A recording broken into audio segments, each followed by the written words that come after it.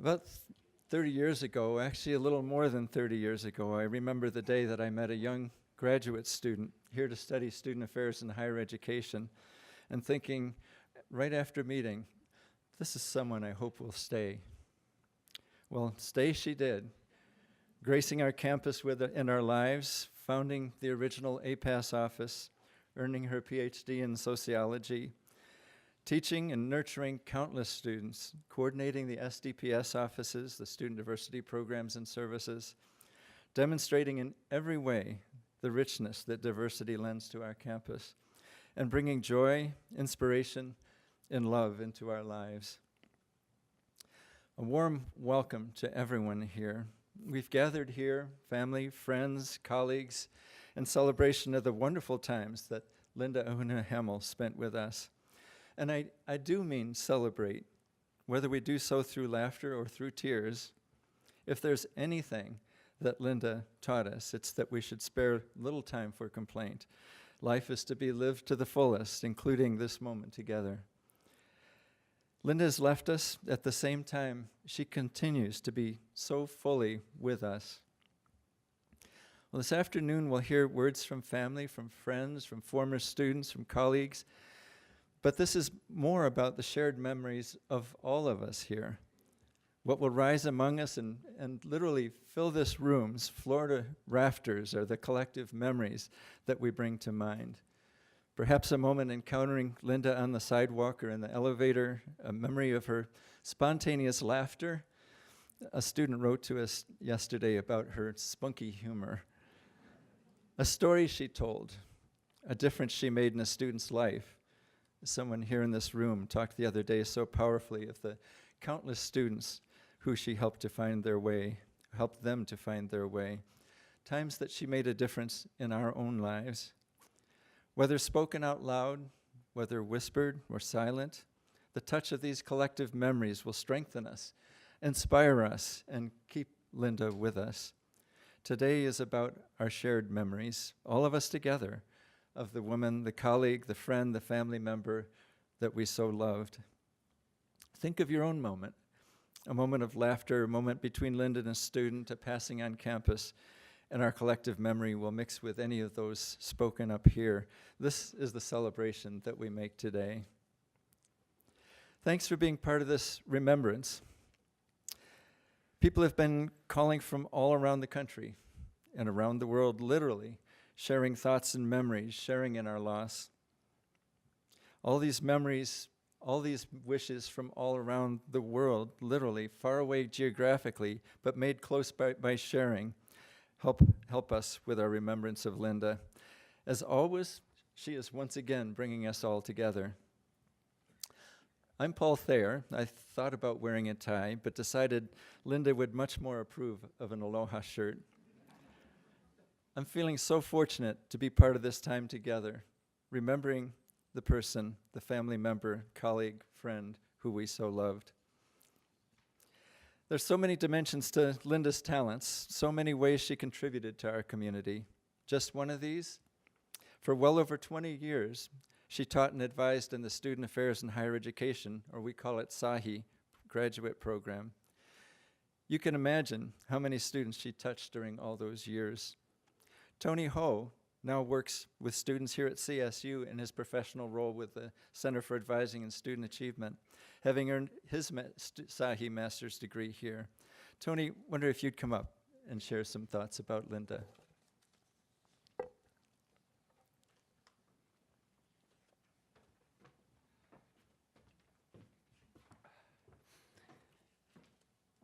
Good, there's a box up here.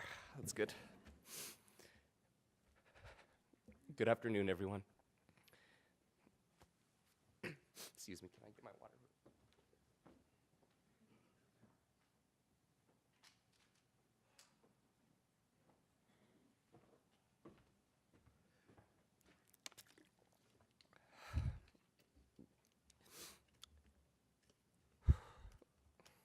My name is Tony Ho, and I had the privilege of being one of Glenda's advisees during my graduate education in our Student Affairs and Higher Education program here at Colorado State University.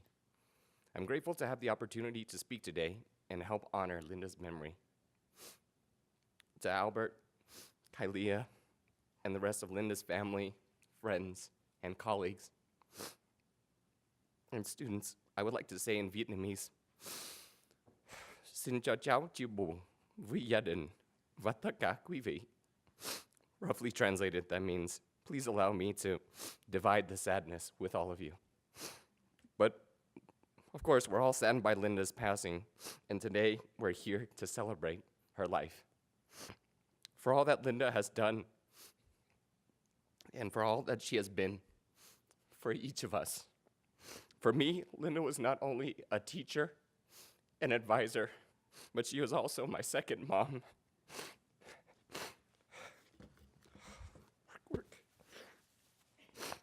And I'm so blessed to have her in my life. Many of us know that Linda had an awesome sense of humor. I imagine that right now, Linda is in heaven and probably commenting on my attire and saying something like, "It's so nice of you to dress in such bright colors, Tony. How very Vietnamese of you."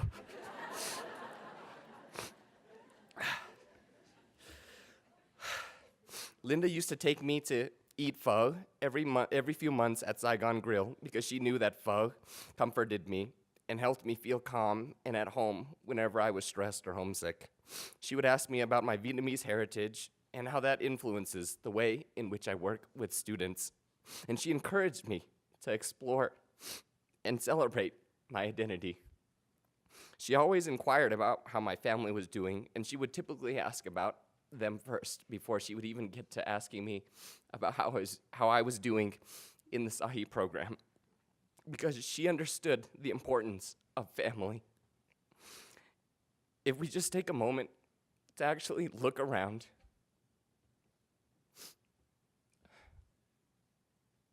the ballroom, it's easy to see that Ohana was something that Linda has always valued and promoted.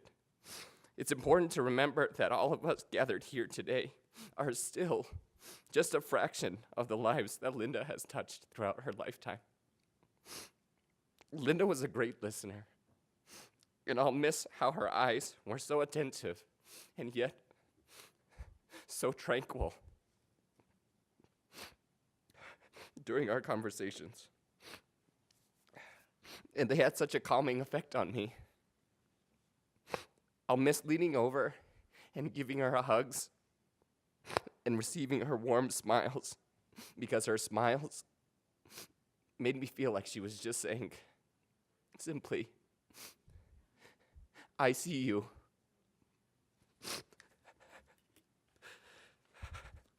Despite our busy schedules, Linda always made time for me and made me feel like I was the only person in the entire universe that mattered during our fun lunches together. And so I will forever cherish those memories, even though she frequently nagged me to stop ending my sentences with prepositions.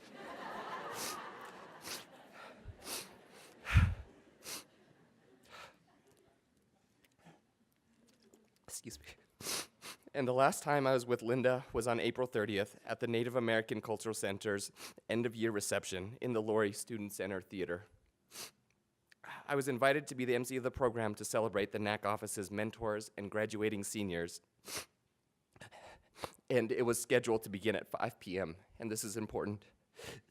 Linda was supposed to give the welcoming address, but she was nowhere to be found. Everyone kept calling and texting her and worrying. And so we delayed the program as long as possible, and naturally we had to modify the program and commence with the buffet dinner. And approximately 5:45, Linda strolled in on her scooter, smiling as she always does, waving at people while they were conversing and enjoying their dinner. And so I came over to her at the next table and I asked her if she was feeling okay. And she said, "Yeah, I'm feeling fine." I said, "Oh, good, Linda, because everybody has been calling and texting you since 5 p.m. And Linda raised her hand in surprise and whispered, "Oh no, I thought it started at 6. She said, "Tony, you know how I am sometimes about being timely." And when it was time for her to give the welcoming address, I had the pleasure of walking with Linda up to the stage, and sadly, it would be the last time that Linda would lean on me, when so many times before, it was I who was leaning on her for support throughout this IE program and during my first year as a professional. I also wanted to highlight this memory because it was in that very theater that Linda gave my graduation remarks, congratulated me, and welcomed me to the student affairs profession.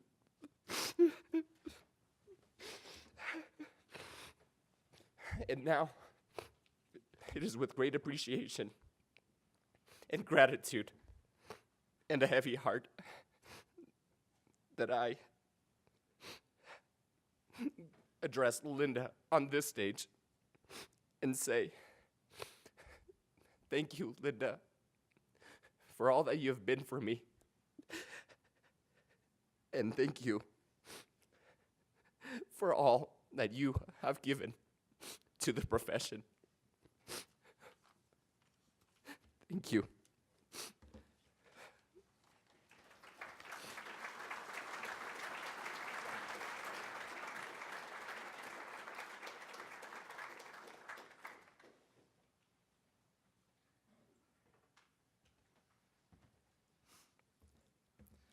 So I have to confess that I was with Linda, and I told her that the program began at 6 o'clock.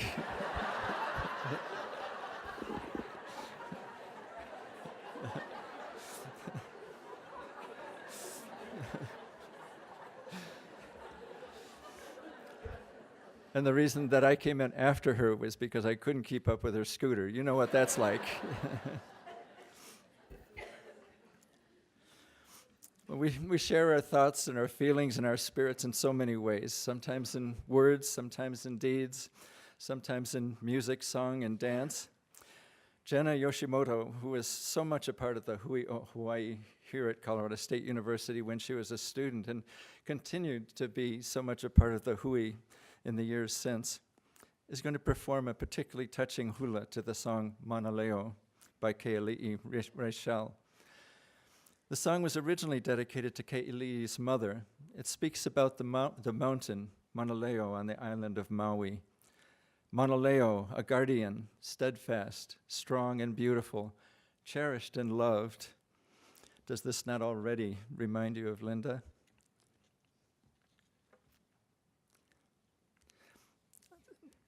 The lyrics translated.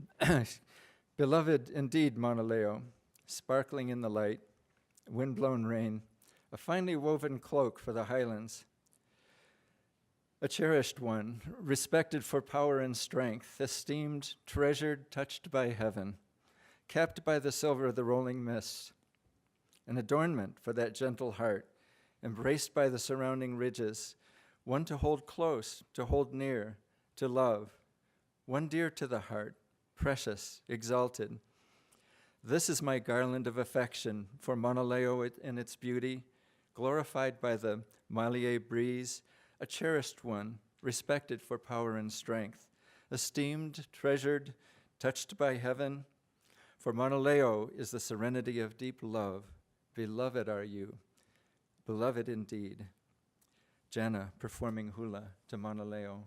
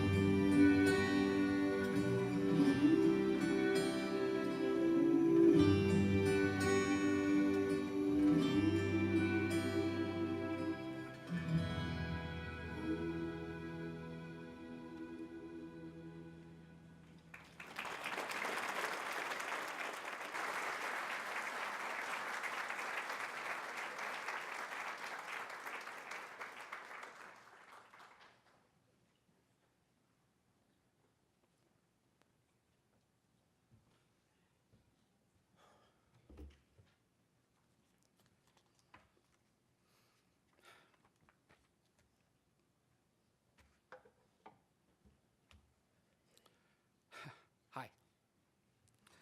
My name is Glenda Guzman. I have the sad and profound honor to share a few words about Linda. Let's go back in time. In August of 1998, I met Linda at Sahi orientation as a student. I was in my early 20s when I met Linda, still trying to find myself as a student affairs professional, but more importantly, I was trying to find myself as a person. I was fortunate that I had the privilege to know and work with Linda because she was my professor, she was my internship supervisor, she was a co-instructor, she ultimately became my supervisor, and more recently, it's my mentor and colleague.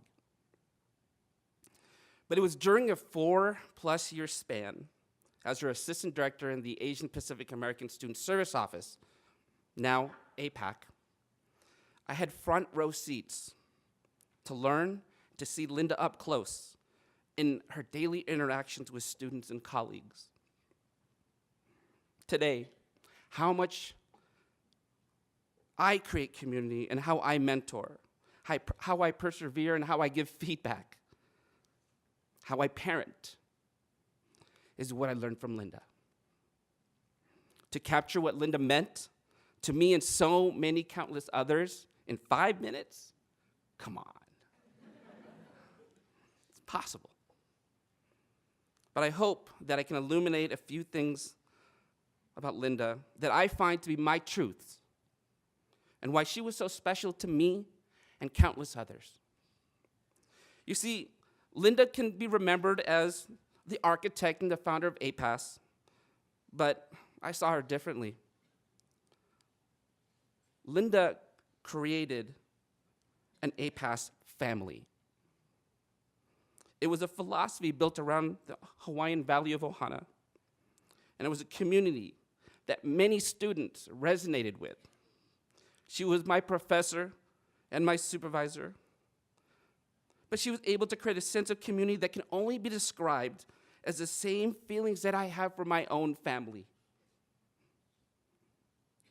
She was like a mom at times. Tony, that makes us brothers. She was like a sister at times, and she was like a mentor. How did she do that? In essence, she gave us a recipe for success in life. This recipe called for one part, you got to tell it like it is, blunt, direct, and honest. Second part, you may not like what I'm gonna say to you, but it's like medicine, good for you in the long run. And one part, no matter what happens, I will be there for you unconditionally. I recall one of my first standing meetings after I got hired as assistant director in the office, and she said, "Congratulations. One of the first things you will do is improve your interviewing skills." Let's get trained as a search and equal opportunity chair. I want you to sit on more interviews and have you observe interviewing techniques. I was sitting there thinking, what the? Add your own explicative. Is she for real? But after sitting on so many interviews, I concluded, yeah, she was for real. My interview skills sucked. In retrospect, Linda saw beyond my subpar interviewing skills and saw a diamond in the rough. And after working with Linda and seeing how she interacts with so many students, it was clear that Linda was like this superhero who had these superpowers where she was allowed to just see the diamonds in the rough. It's like she can meet with a student, use her X-ray or mental mind-reading powers, and be able to identify and help us what we needed to work on so we can be better. Here's another example. Last night, in trying to decide what to say for today, I spent time with my dearest and closest friends, who Linda was responsible for connecting me with many years ago. They were minions of Linda as well. Scotty Burke, endearingly shared how she remembers when Linda discreetly pulled him aside after listening to a conversation that he just had. Linda said to Scotty, "You need to stop saying like all the time." Scotty, in his smug way, "Why is that?" Linda, sensing a learning moment, directed her laser-powered eyes at Scott and simply responded, "Because it makes you sound dumb." And it worked. You see, Linda could pull this off because the APAS community she built was founded on trust that can only be described as what you would feel in a tightly knit family. So when she pushed us, she knew it was because we knew she cared. When she gave us feedback, it wasn't to break us, it was to build us. When news of Linda's passing broke out, responses from alumni on multiple Facebook feeds poured in from everywhere. Well, it's like what viral. I don't know if that's the appropriate way of using viral, but that's how it felt like. And people were just commenting on the impact that she had on so many lives. She came to our weddings, baby showers, grad parties when invited, karate tournaments, hip-hop dance performances, our children's milestones. She wrote our letters of recommendation, served as our references, and connected us to people who could help us in school and in life. She joined us on road trips to Breckenridge, quick trips down the Poudre Canyon, impromptu runs to Vern's for cinnamon rolls. She opened her home to us, graced us, and allowed us to be part of the life of her most prized treasure, her daughter Kalia. She laughed and joked with us. She taught us how to make ginger chicken and spam musubi. She teased us with that unbelievably quick wit of hers. She met our parents, grandparents, siblings, and significant others. In fact, I remember when I introduced Linda to my fiance for the first time. I was so nervous because, quite frankly, Linda had a lot of dirt on me. They spoke for about half an hour in the old APAS office in private. I didn't know what Linda said to my fiance, but she didn't back out. So Linda must have said a lot of good things, or at least maybe told her how to train me. I don't know. Linda was there for our highest points, and she was there for our darkest hours.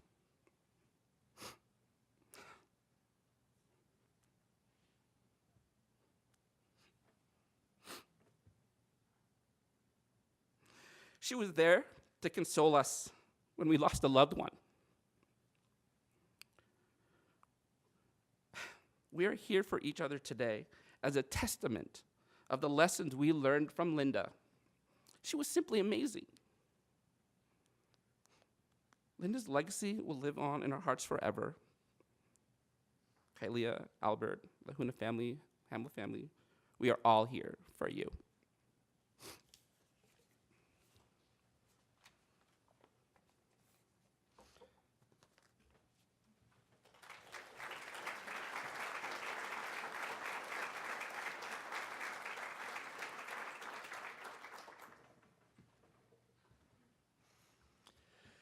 Thank you so much, Glenn, both for your words and for dropping everything to fly here so quickly to be with us. It's so good to have you back. Malia Kinsley Mock is a graduate of CSU, has deep, deep ties to the university, to Linda's family, to APAC. Malia is going to be singing in honor of this occasion. After she sings, we're going to hear from longtime colleagues in the Student Diversity Programs and Services offices who've worked for so many years alongside Linda, through the words of Guadalupe Salazar. Thinking of SDPS, I'm remembering visiting Linda in the just open APAS office, this would be 30 years ago, on the lower floor of Aylesworth Hall, a little room just down from Black Student Services. The office was literally just a little desk and just a little table. I think there was a table. Just Linda and a work study. And as you can imagine the office, despite that, was so neatly and tastefully arranged and conveyed a feeling of warmth and welcome. APAS at the time was little more than Linda and an idea, and it was Linda's idea, an idea that then she brought fully to life.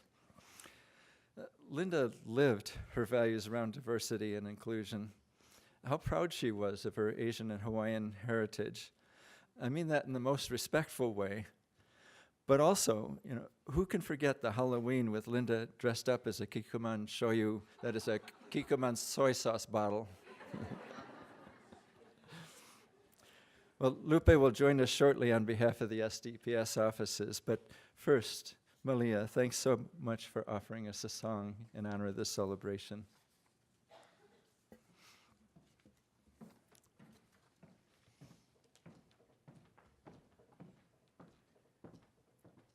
First of all, she was Asian, Hawaiian, Jedi. That's how she did it. Okay?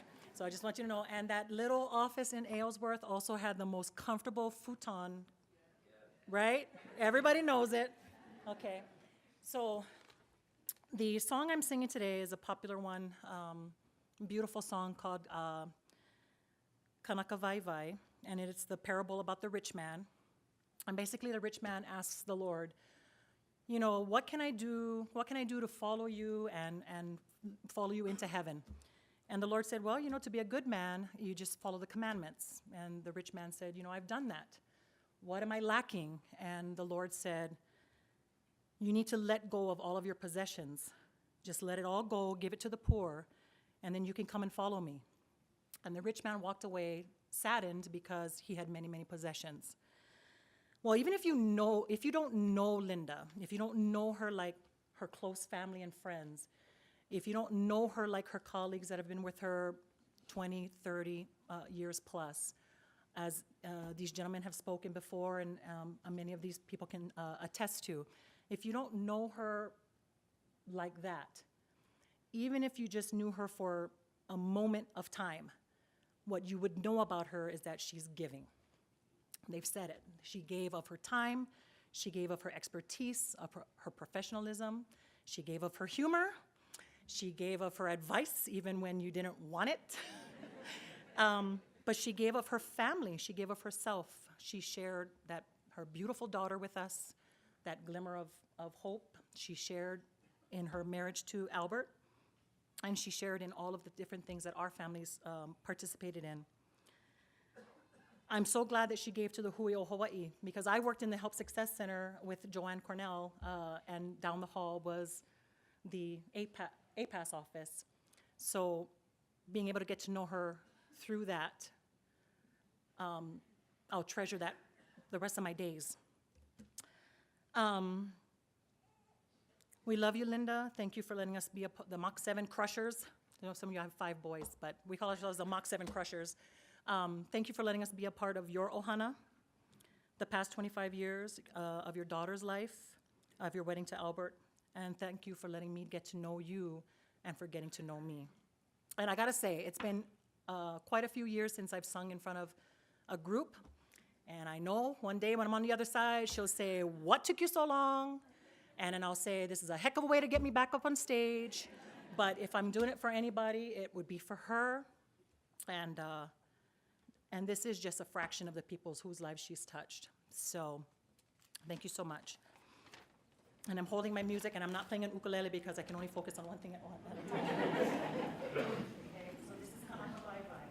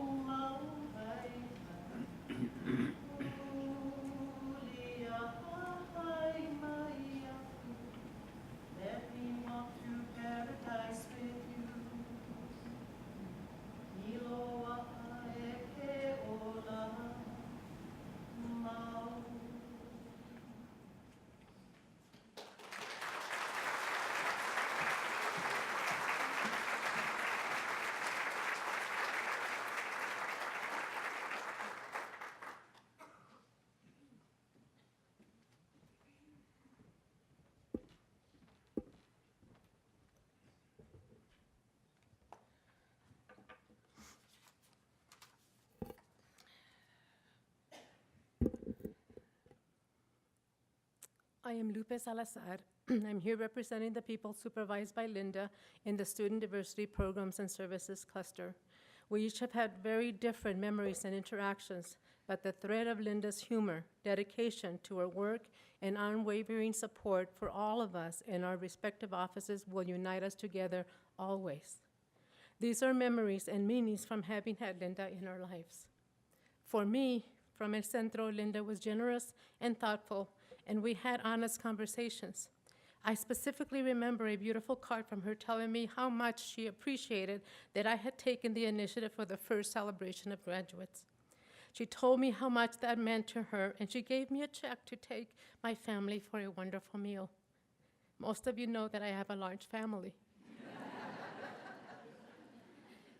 She cared about the work and the passion we all had for the STPS offices. I will surely miss Linda, and especially our family conversations. For Eric from the GLBTQA Resource Center, Linda was one of the reasons he chose to work at CSU. He knew that she would be a staunch ally, advocate, and someone he would build a wonderful friendship with.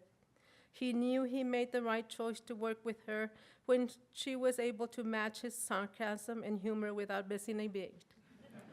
The more they got to know each other, the more trust they shared. After learning of his love for Wonder Woman, she made him a duct tape wallet that must have taken her hours.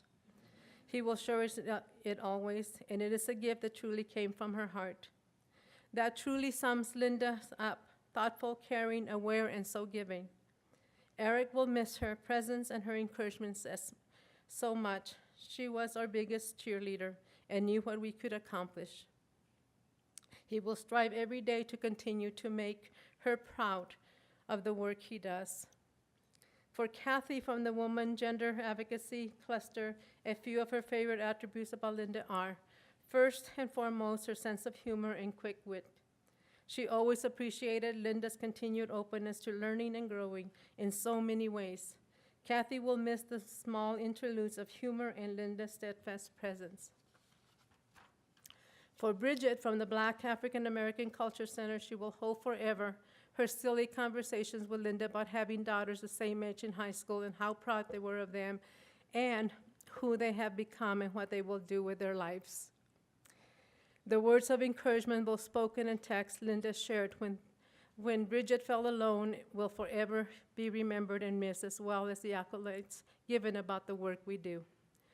This will be forever appreciated. What is most special, too, and remembered are the smiles Bridget received from Linda in response to yet another clarifying question Bridget always knew she could ask, and she did. For Joanne from the Asian Pacific American Culture Center, Linda's guidance, love, and patience will forever be with her, as well as Linda's crazy tangents and quick wit. She is grateful for Linda's guidance and how to be a better person and pushing her to expect more than she thought she could do. Joanne values the strength, knowledge, and wisdom Linda had and her belief in others before they could believe in themselves. As a role model and visionary, Linda developed the APAC office, which flourished and grew under her leadership. On a more personal level, Joanne will forever treasure memories of Linda's potlucks, of playing volleyball in her backyard, of the house on the Pleasant Valley Court, of trips to Hawaii and the adventures that had, especially the creepy hotel experiences. She also shares watching Kalia grow up. She will never forget, too, almost knocking Linda out of her wheelchair while at a swap meet in Hawaii, and Linda's patience with this crazy driving, including running into their new house with a four-wheeler.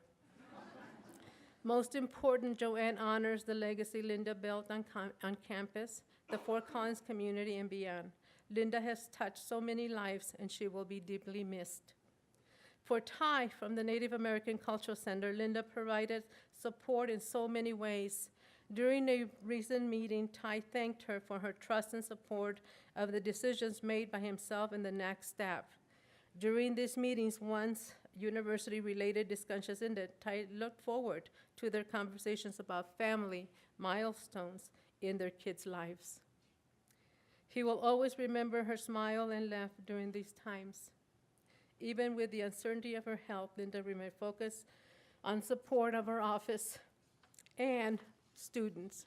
At the NAC year-end reception on April 30th, Linda provided a welcoming message to students, parents, faculty, and staff. Her words of recognition, accomplishment, and celebration inspired everyone in attendance. Tiffany recalls talking with Linda as an undergraduate student and hearing about the field of student affairs for the first time.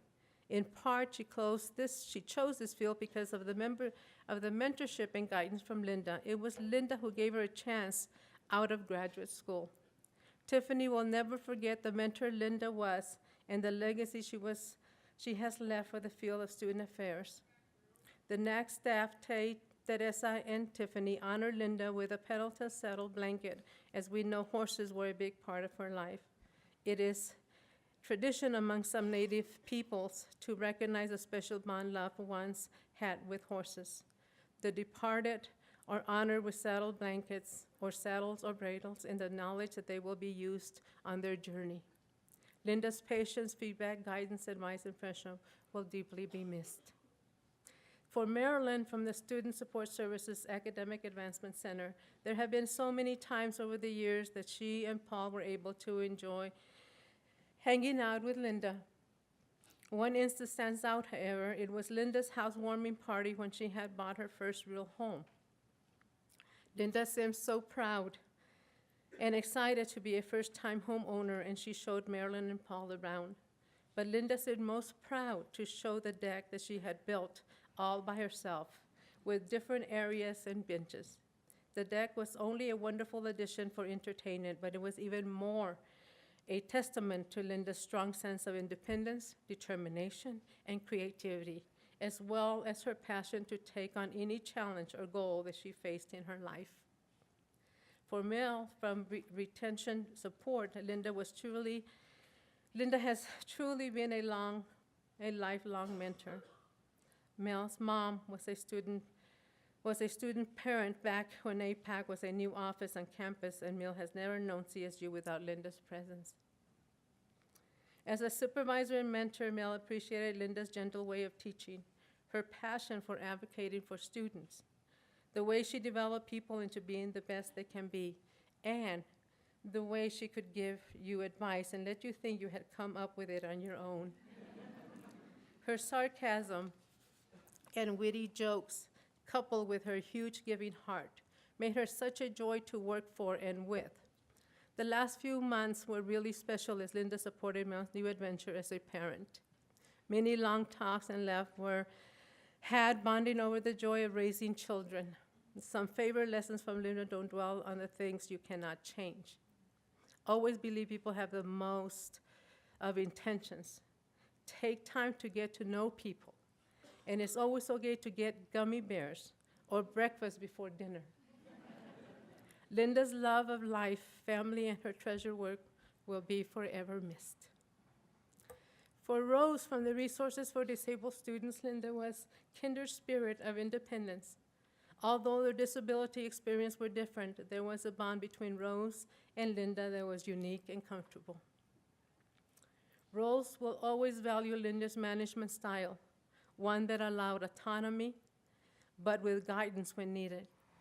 Linda may not have always agreed, but she accepted and trusted the judgment of her people. She will be remembered as a student-centered administrator, a consummate student affairs superstar.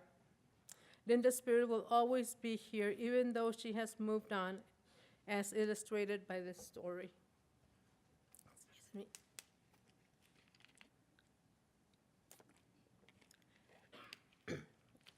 An RDS staff member was not here on Friday, so she did not know of Linda's passing. She came in on Saturday, though, to be part of a webinar.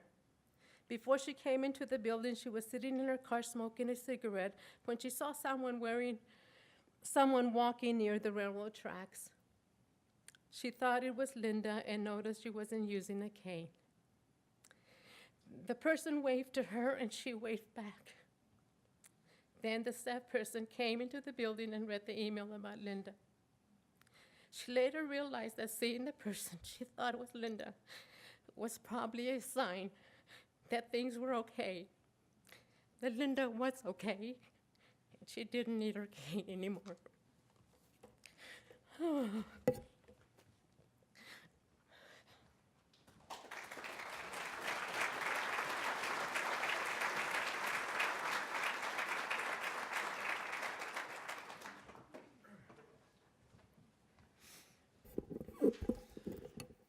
At the center of Linda's being was Ohana, her family. You know, none of us talked about what we were going to say, but you hear it over and over again. It's pretty clear what was a part of Linda's spirit. Wasn't it the case that she was always creating a sense of family among us? Linda was always about us, never about I. She asked so little and gave so much. Children had a special place for her. We figured out, Marilyn and I, that if we invited Linda over, she might come. But if we told her it was about our children, she'd be there for sure. So this was the kind of family that she created for us on campus. Closest to Linda's heart, of course, was her own family, who she kept at the core of her being.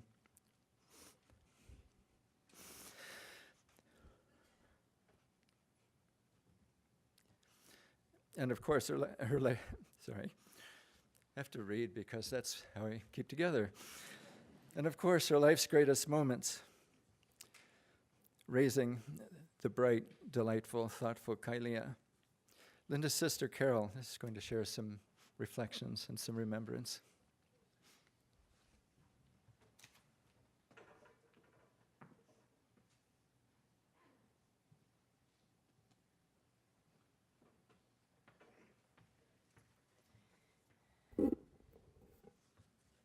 So, just to set the record straight, in case you think I look like her, it's the other way around, because I'm first. So Linda joined me as my partner in crime only 15 months after I was born. We used to tease my mom about that. But thanks to her, I do not remember being ever an only child.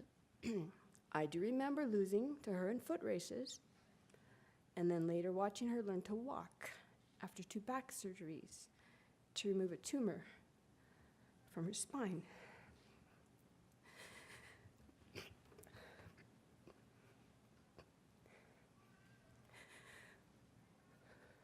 What I don't recall is ever seeing her give up. Oh, because perhaps at times she couldn't get me to dress up to receive our doctoral degrees from CSU. I told her, Linda, no one sees under the robe.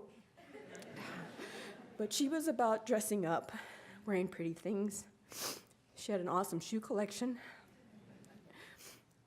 And you know, all of you who know her knew that she never let chronic pain or the inability to run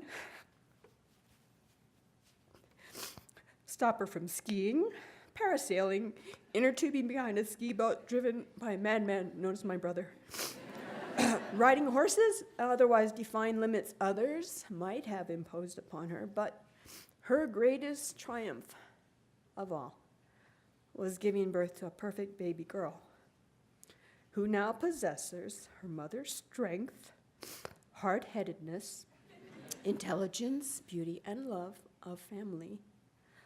Kailia also inherited her mother's sense of humor, makes it nearly impossible to win an argument with her. And I want everyone to know I was smart enough to rarely argue with my sister. I actually want to believe that she never lost the argument with death.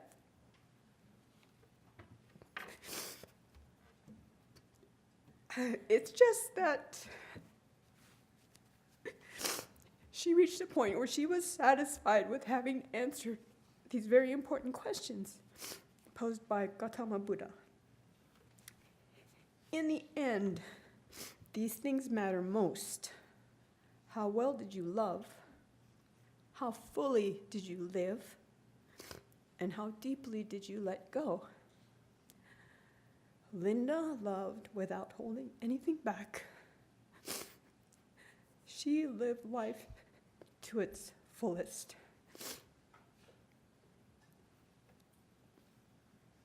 And on 5/22/15, she let go of everything except the concern that we take really good care of her daughter. And I promised my sister to take care of Kalia, and I know that many, many of you in this room will help me keep that promise. So thank you.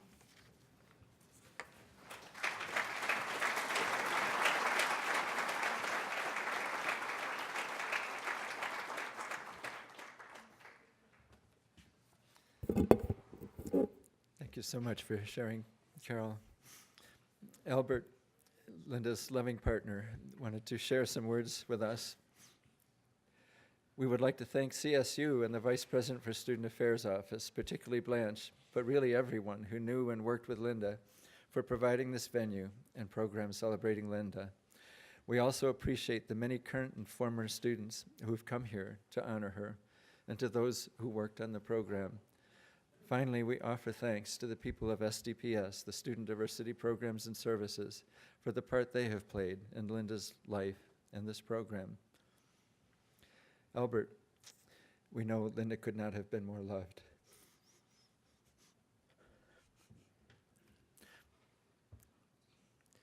We've been remembering Linda in words, dance, and song. Thanks to students, we'll take a few moments to remember her through pictures as well. And following the slides, Blanche Hughes, Linda's supervisor, and much more importantly, her long and dear friend, will share her reflections. Towards the end of the program, or actually now,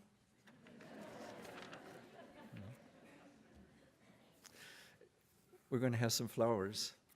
In the poem that you've read in the program, you'll remember thinking, as you read, of each life being a flower. CSU student graduates who now live in Hawaii have done quite an amazing thing, sending 1,000 orchid flowers and even picking heliconia by hand and getting it from Hawaii to here. So we ask you please, as you leave, not now, we're not done, but later, as you leave, would you take a flower in remembrance of Linda? And those flowers are going to be distributed during the slideshow as a way of taking the aloha Linda has shared with each of it and all of us. It's a way that we can both say goodbye and at the same time take her love with us. And with that, we'll see the slides.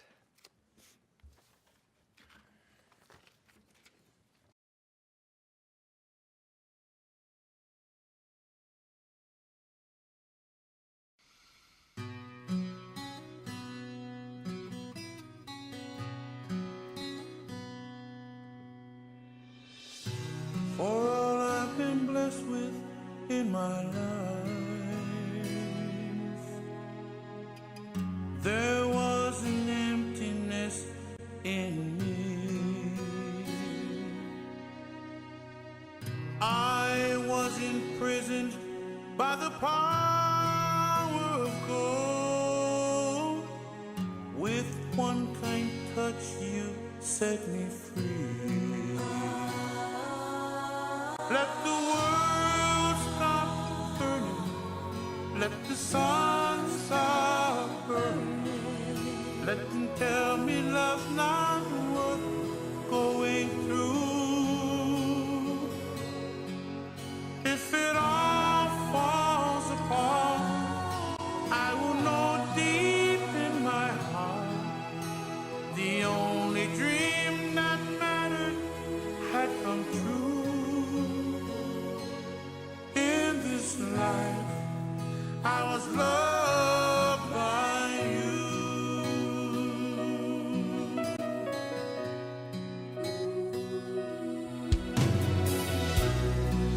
For every mountain I've climbed, every raging river crossed,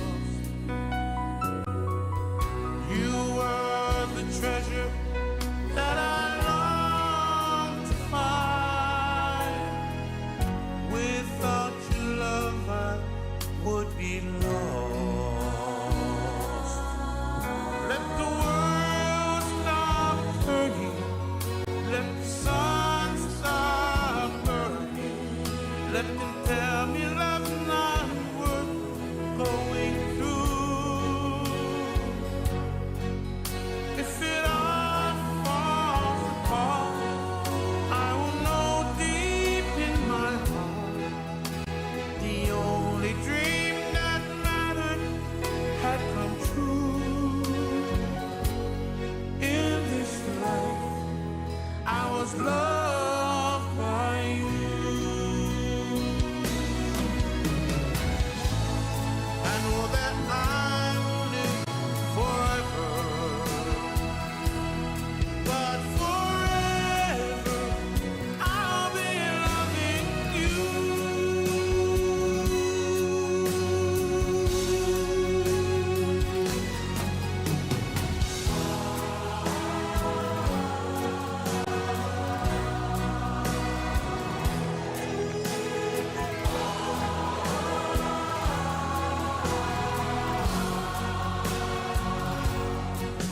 Let the world stop burning. Let the sun stop burning. You tell me love's not worth going through. If it all falls apart, I will know deep in my heart the only dream that matters has come true. In this life, I was loved by you. In this life, I was loved by you.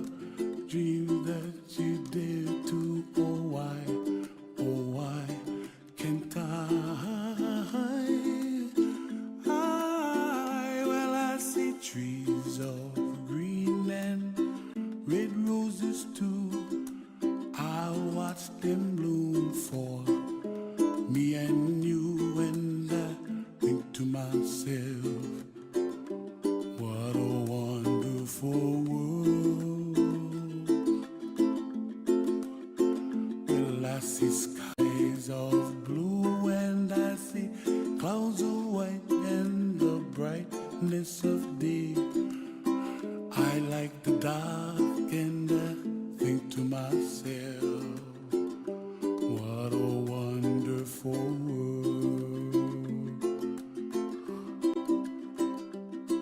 The colors of the rainbow, so pretty in the sky, are also on the faces of people passing by. I see friends shaking hands, singing, how do you do? They really say, I love you. I hear babies cry and I watch them grow.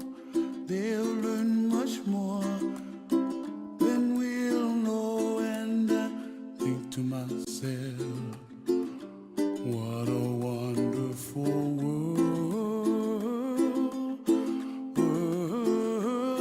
Someday I wish upon a star, wake up where the clouds are far behind me, where trouble melts like a lemon drops high above the chimney top. That's where you find me, oh, somewhere over the rainbow, way up high. The dreams that you dare to, why, oh, why can't I,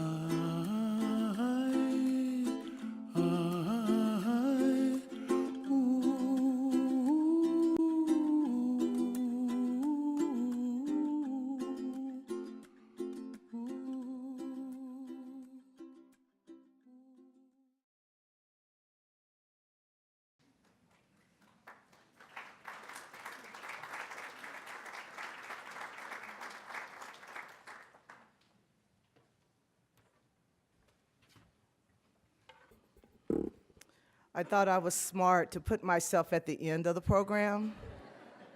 Maybe that wasn't such a smart idea. For those of you who don't know me, I'm Blanche Hughes, and my role here at CSU is Vice President of Student Affairs. But really today, the most important thing that you need to know about me is that I had a relationship with Glenda Ahuna-Hamill, and she was one of my best friends for the last 30 years. We were such close friends that we could literally finish each other's sentences. I think Wayne and Albert maybe were concerned sometimes. We used to hear that people would joke about us being joined at the hip. Nobody actually said that to our faces, but we knew that that was the rumor around. And as I thought about that and the places where our lives were shared, we really did share some very important events in our lives, almost the most important. First, I always like to remind her that I was her first supervisor when she came as a grad student in Apartment Life in the SAHI program, and then she would turn around and remind me that I was older than her. We then taught together in SAHI and the key academic community.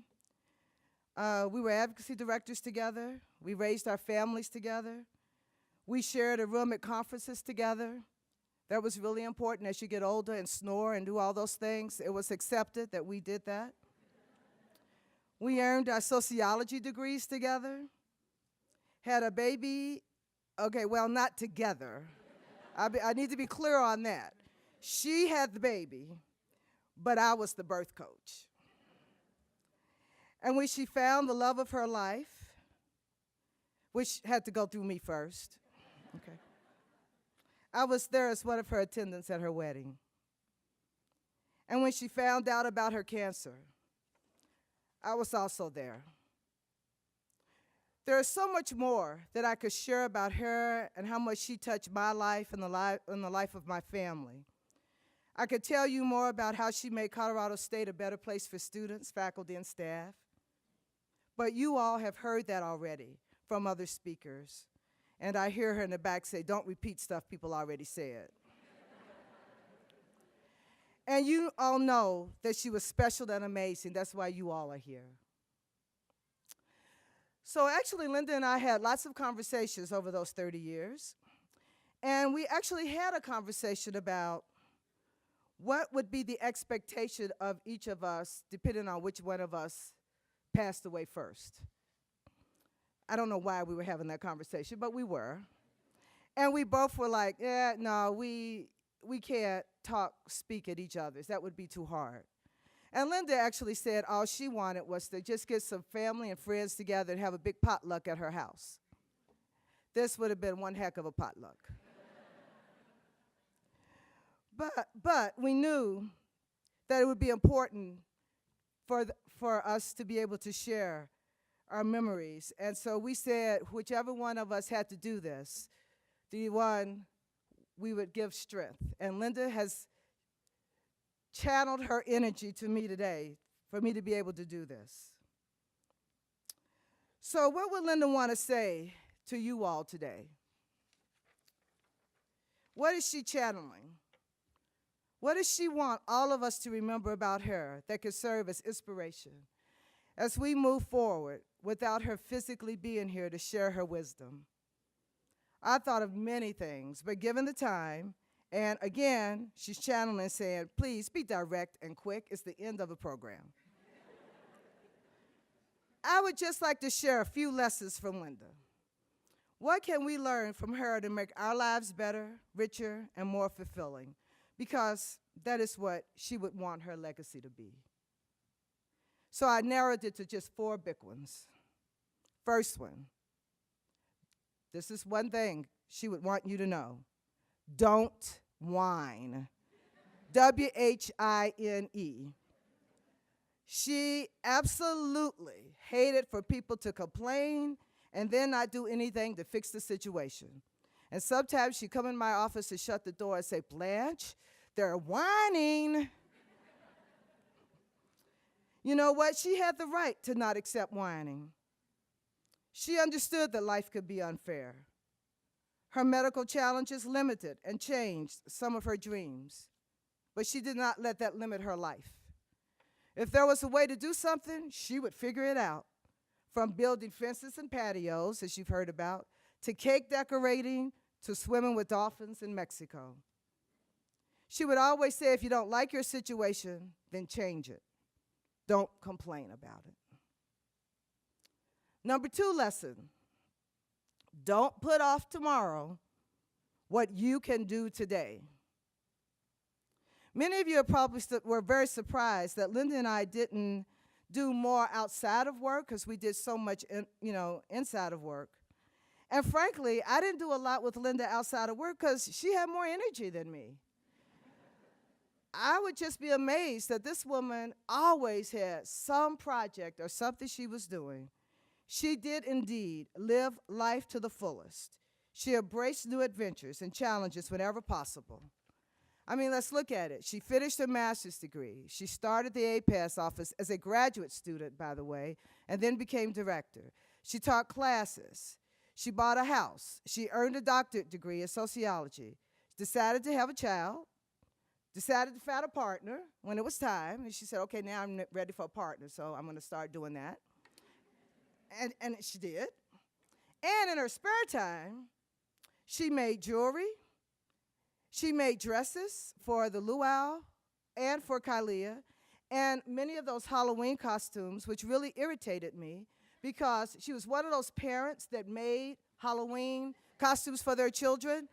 My children got the store-bought ones. Yeah, that was something between us. She mended my clothes, often without me even knowing they needed to be mended. Blanche, you might want to give that to me, and let's put the buttons on that you didn't even realize you didn't have. She made wallets from duct tape. She learned how to decorate cakes because that was something Kalia was doing, and she wanted to be able to share that with her, and so many other things.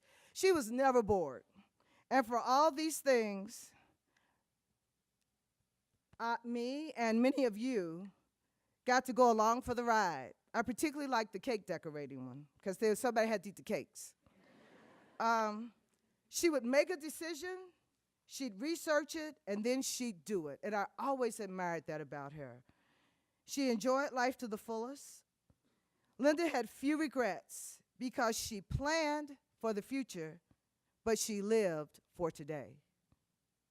She was always asking, what's the next project? So what's the next project on your list? And you need to do it in honor of Linda. Number 3, have a sense of humor and enjoy life. So you already heard, Linda was funny. She didn't always look like she would be funny. But just when you were not ready, she would have a joke or a comment that was just hilarious. I would be in meetings where something would happen and I know I just couldn't look at her because she would give me that look and that it would be like, Linda, don't go there. She had fun without making fun of anyone. The duct tape wallet that you heard about, she really got into that. And she was telling me about this new project that she was making these duct tape wallets, which she had to write duck, D-U-C-K? No, duct tape. And I said, well, what do they look like? And she described it. And so I thought, well, I want to find out what they really look like. I said, did you make Kylia one? And she goes, no, Kylia really wasn't interested in a duct tape wallet. And I thought, but it was so important to her, so I said, you know what, Linda, make me a CSU duct tape wallet, and I'll take it with me to Qatar, a trip that we took the Sahi students to the Middle East just this past January. She really wanted to go, but because of her health issues, she couldn't. So I said, you make me a wallet, and that'll be part of me taking you there. So it was great. I used it, and it kind of fell apart. So I felt bad because she made it for me. So I went into her office and said, Linda, the duct tape wallet you made me, it fell apart. Do you want me to bring it back so you could fix it? And she looked at me and she said, Blanche, it's made out of duct tape. I think you could throw it away. Okay. Diversity and social justice work is something she was just committed to. And it's hard work, and it's frustrating. And sometimes we would talk about how hard it was and how do we stay positive. And that even in this hard work, you have to find time to smile and to appreciate the little wins. And that would be something she would want people to know, who her colleagues who are in this work all the time, that it's important to still be able to enjoy life. That it's all right to be in the fight for justice and still fight just as hard to find joy in life. And it's important and okay to laugh at yourself. So you all saw that picture with John Legend. Those of you recognize, if you don't know who John Legend is, he's a very famous singer. And he's one of our favorites, and he is really good looking. And so we met him at a NASPA conference and had a chance to take a picture with him. Linda we were in line, she went first. So she got up to him and she stumbled. Now to this day, I think she stumbled on purpose. Because John Legend grabs her and says, it's okay, I got you. And she's like, and then she looks at me, and I'm like,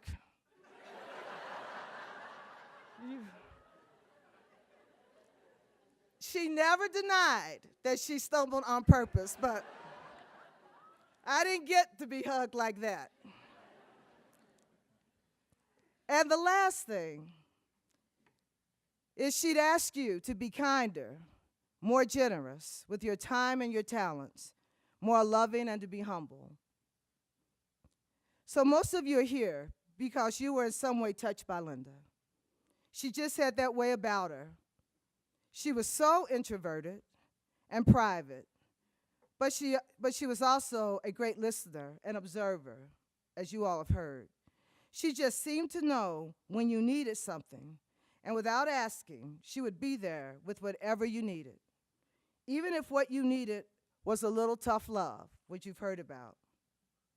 She helped a lot of students learn how to be better writers, but just so you know, in the classes we co-taught, she maybe helped you to be a better writer.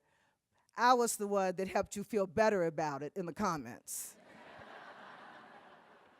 If you didn't know that. She was a great friend and mentor. She loved her work and her hobbies, but most of all, she loved her family. Her parents, aunties and uncles, cousins, sisters, brothers, nieces and nephews, her step-family, and most of all, she loved her husband of 10 years in August, Albert, and dearly loved her daughter, Kylea. The main reason why she fell in love with Albert was because of the love he has for Kylea. And it's that love that we all have surrounding us today. Yes, we will miss her, and how fortunate we are to have had her in our lives. She will always be with me, and her wisdom, humor, determination are lessons that I have learned from Linda that I will remember to make my life better. And I know that that is what she would want for all of us. So the last conversation we had was when she was in the hospital.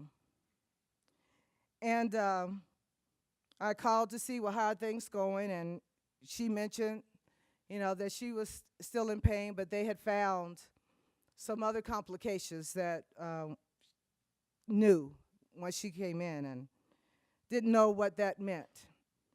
And I said, well, what would you like for me to tell people when they're asking about you? And she said, she paused, and then she said, well, just tell them I'm under the weather. I said, Linda, you know I'm not going to do that. I'll think of something. And she says, okay. And then I said, I love you. Because we knew we loved each other. We just didn't say it to each other a whole lot. But we knew. But for some reason, I knew I had to say that. And she said, yeah, I know, and I love you too. And that was our last conversation. But what a gift that I have that. Right?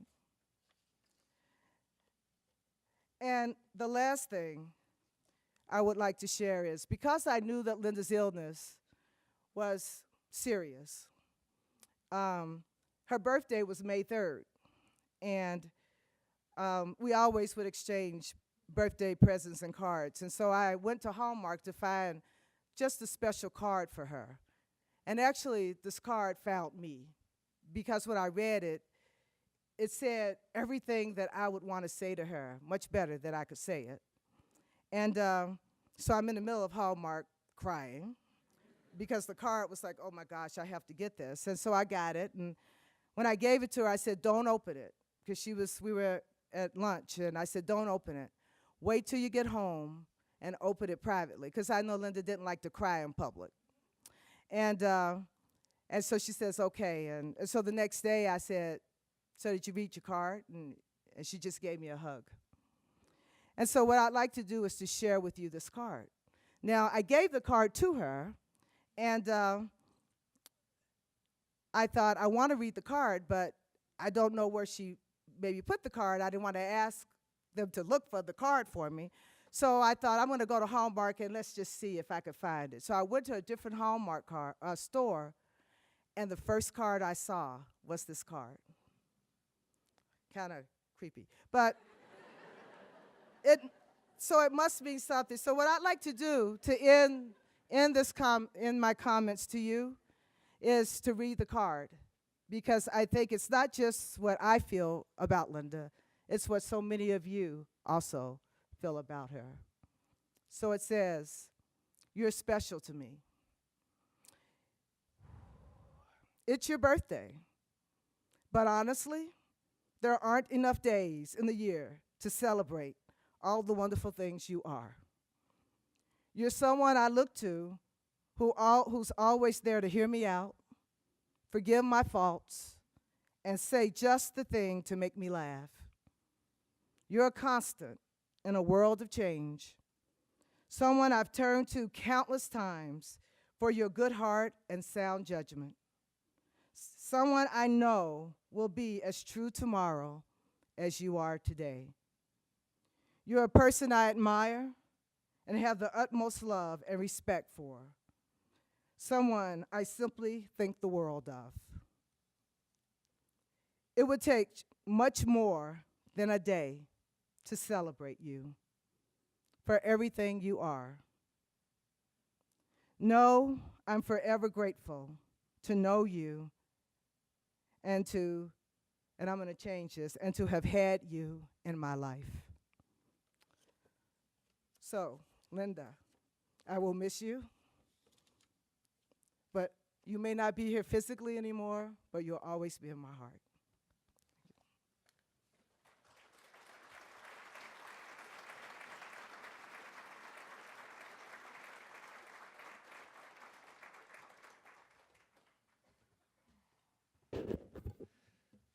We're going to sing together, and then we'll begin moving towards a close. Have you seen the bumper sticker that reads, "Live Aloha"? Aloha is this magical multipurpose word. You can use it most any time that you want for something good. I've read that some of its origins translate as a presence or breath of life. But aloha can mean almost anything good. It can be offered in greeting or in closing. It can mean compassion, peace, affection, love. Linda truly lived aloha. Well, if you've ever been to a Hawaiian program, you've no doubt sung or heard the Hawaii Aloha song. Certainly, if you've been fortunate enough to attend the luau, the annual luau, and by the way, it's coming right up next April, then you've stood and you've swayed to this beautiful and touching music. This is a song through which those with Hawaii roots often express and share their connection to the spirit of the islands. It's a way of sharing aloha. It's traditional to stand, to hold hands, and to sing. Now, if you're less familiar with the words or the tune, it's fine to mumble. You can hum. In any case, you'll start to catch on to the refrain that comes up every once in a while of Olie, and you can really belt that out when it comes along, just that one word. It's also traditional to hold our hands up over our heads when you come to the last verse in the chorus. You're going to find the words on the program. So remember, here's what to do. Stand, hold hands, sing, mumble, or hum, and hands over the head on the last verse and chorus. Hawaii Aloha.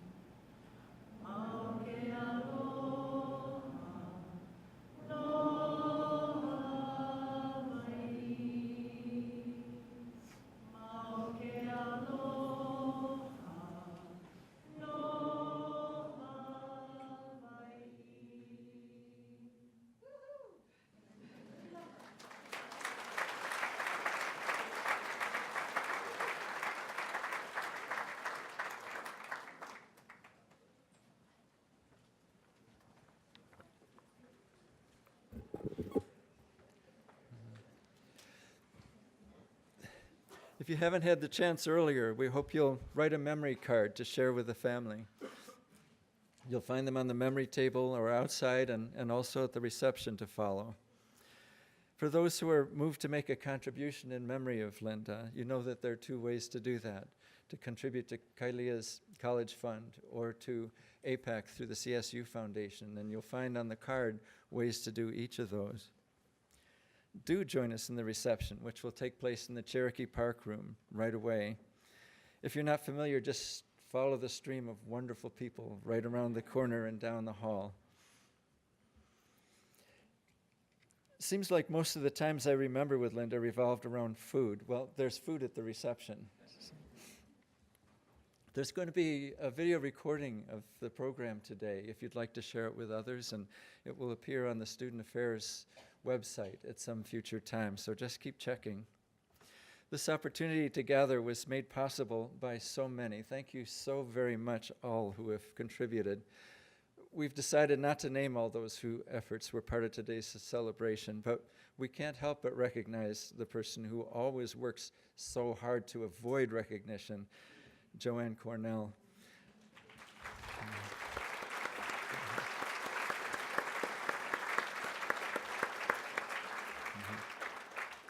Joanne, you've worked night and day so that we could be together here. Mahalo. In the poem you've read in the program, you'll remember thinking, that was the flower part that I did earlier. Amazing, isn't it, that one who worked so hard to stay out of the spotlight, I'm talking about Linda, was so good at finding a spot in the center of our hearts. Also from that same poem, when it's over, I don't want to wonder if I made of my life something particular and real. I don't want to find myself sighing and frightened or full of argument. I don't want to end up simply having visited this world. How Linda made of her life something real. How she made sure she lived a life without sighing, lived a life that affirmed her being and affirmed everyone around her. How she made each of us better for being near her. Well, this is a program of celebration of Linda's life, and truly we want to leave with the joy that she would wish for us. We've shared together words, images, poetry, music, and dance. I'd like to add one thing further, a sign. If you've been to Hawaii, you're familiar with the shaka sign. It's a sign of aloha. Have you? So it looks like this. You just put up your thumb, and then I can't do it anymore. My fingers don't work right, but you put up this finger. I have to do it with two hands. So this is shaka. So do try it. Yeah, good. So imagine that someone just let you in the one remaining parking spot in a very crowded Honolulu parking lot. Yeah? And so you want to notice that. And so you put your hand out the window and you give a shaka, right? Sometime maybe I can tell you another story about a different sign that my mother-in-law gave me when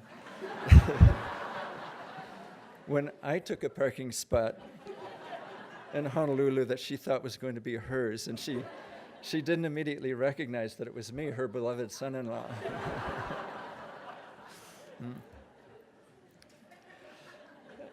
Now here's something that I also think about. I come from a family, most of whom are hearing impaired, and so we greet and leave each other with a sign for love.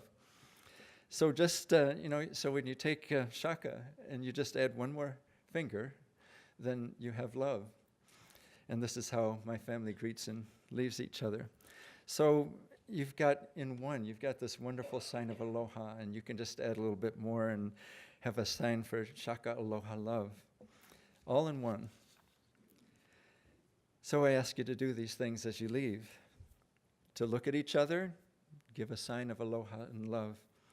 To take a flower as a part of the love and aloha that we carry from Linda. That we keep one another close. That we celebrate and smile. That we share a memory of Linda with one another that can't help but bring a smile to the other person. I want to personally thank Linda for the 30-plus years for raising our families together. and for the especially close time that we had in the last month and extra time every day. We're all of us in this room, profoundly grateful for the time that Linda spent with us. What a gift. What a gift. Thank you, all of Linda's family, for sharing with us today and for your presence and for sharing Linda all these years. How much richer our lives are for having known Linda in the ways that each of us has. And with that, I ask you to go with peace, with love, and with aloha.